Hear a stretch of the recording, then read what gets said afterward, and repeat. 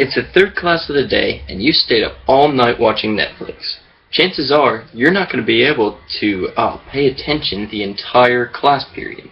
So what are you going to do for the rest of that time? And the answer to that is daydreaming. Daydreaming. Like many of you, I daydream all the time. And I grew up daydreaming. I've always daydreamed, and I've always done it, and it's always been something that's kind of been on my mind.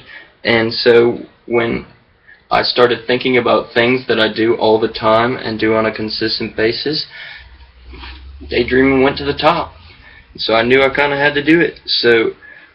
But I really didn't know a lot about daydreaming. I knew I did it all the time, but I didn't know that much about it. So after a lot of research, I have finally come to the conclusion that I am a lot more knowledgeable now than I ever was about it, even though I did it way more back then. So let's talk about why you should know about it. Well, most of you have daydreamed, if not once, many times today. And if you haven't yet, then you most definitely will by the end of these speeches. But please don't during mine, because during my presentation we're going to be discussing what daydreaming is. We're going to be discussing how often daydreaming occurs, and we're going to be discussing the different benefits of daydreaming. So now let's talk about what daydreaming is.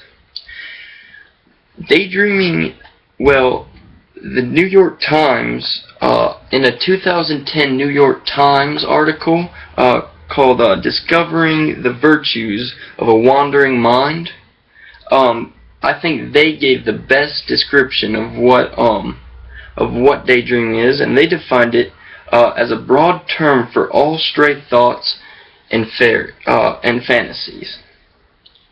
So you're probably thinking, wow, I already know that. Why are you telling me this?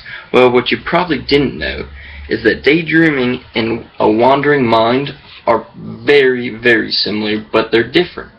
And how are they different, you're asking?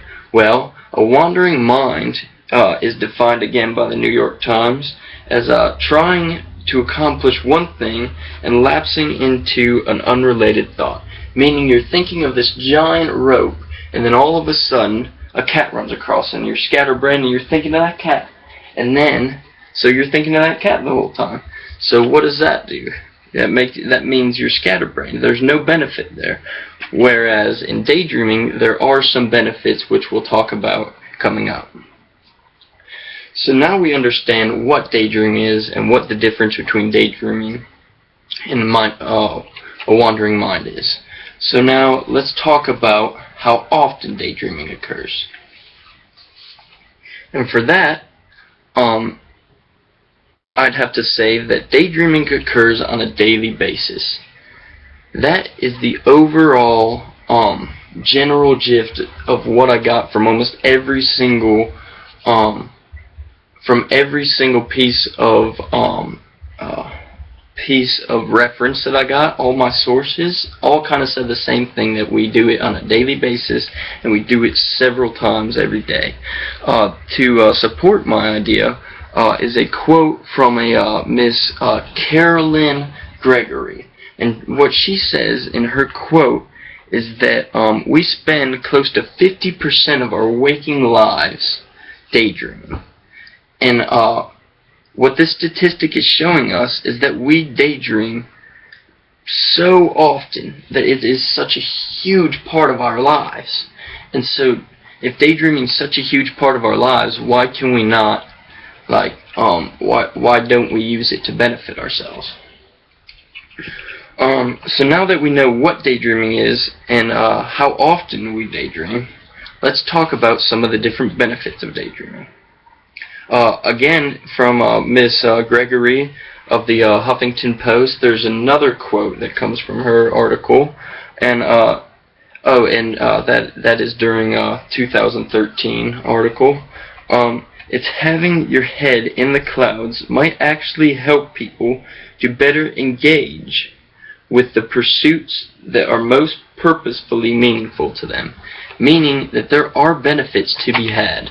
There are benefits out there that if you want them and you're daydreaming and you're thinking of the right things, you're going to get some benefits out of it. So let's look at some of those benefits. Some of these benefits occur in the mind, some of them occur in the body, and then some of them occur in the soul. So let's look at some of the ones in the mind. So these ones are more of the problem-solving skills and the memorization skills.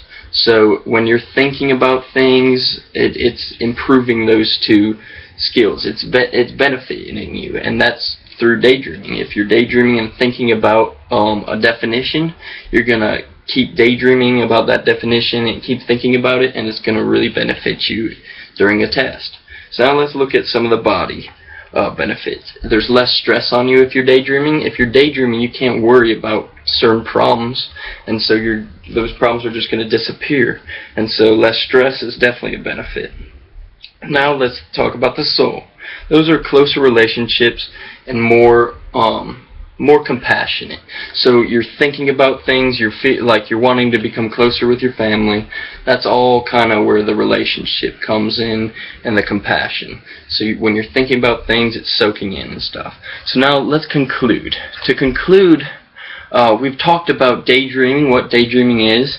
It's all the different thoughts and fantasies scrambled together. So now we also talked about the difference between daydreaming and a wandering mind, and then we talked about how often we daydream, and finally the different benefits. In 2013, there was an article by Psychology Today.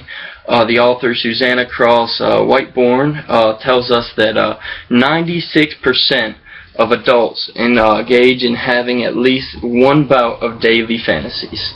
Why this statistic is so important is because what it means is that daydreaming is an everyday part of our lives, and that it should be a priority because it's so often occurs.